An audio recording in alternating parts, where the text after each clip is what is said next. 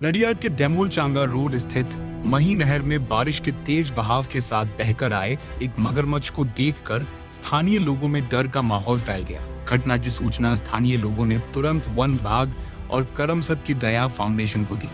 सूचना मिलते ही वन विभाग और दया फाउंडेशन की टीम मौके पर पहुंची और आवश्यक सावधानी बरतते हुए मगरमच्छ का सफलतापूर्वक रेस्क्यू किया। पूरे अभियान के दौरान मौके पर स्थानीय लोगों की भारी भीड़ जमा रही। वन विभाग के अनुसार रेस्क्यू किए गए मगरमच्छ को सुरक्षित रूप से उसके प्राकृतिक आवास में छोड़ा जाएगा। नमस्कार, आपનો પરિચય?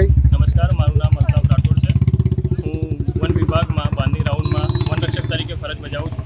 આજ રોજ સવારે મહેરબાન પરિક્ષેત્ર વન અધિકારી પેટલાદની સૂચના મુજબ અમને જાણવા મળ્યું કે ડેમોલ ચાંગા કેનલમાં મગર આવી ગયો છે। જ્યારે કેનલમાં પાણી ખૂબ જ ઓછું હતું, એના કારણે મગરથી બહાર ન નીકળ્યો। ત્યારે અમને જાણ થતાં અમે વન વિભાગ તેમજ દયા ફાઉન્ડેશનની ટીમ દ્વારા બંને ટીમો સાથે મળીને મગરનું સહી સલામત રેસ્ક્યુ કર્યું છે। Thank you. ચાંગા કેનાલમાં મગર આવી ગયો હતો, જ્યાં નહીવત પાણી બિલકુલ હતું જ નહીં।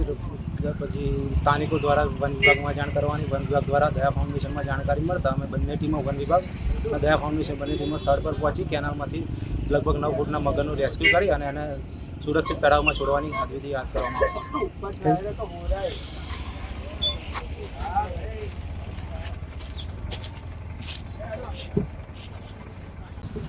ડેમોલ અને ચાંગા રોડ ઉપર જે મહી કેનાલ નહેર છે એની અંદર મગર પકડવામાં આવ્યો છે। જે અત્યારે જે આપણે જે સેવાભાવી જે સંસ્થા છે એમની સાથે મુલાકાત કરીશું। નમસ્કાર, આપનો પરિચય? મારું નામ નિલેશ મેડા છે અને દયા ફાઉન્ડેશનમાં હું વર્ક કરું છું।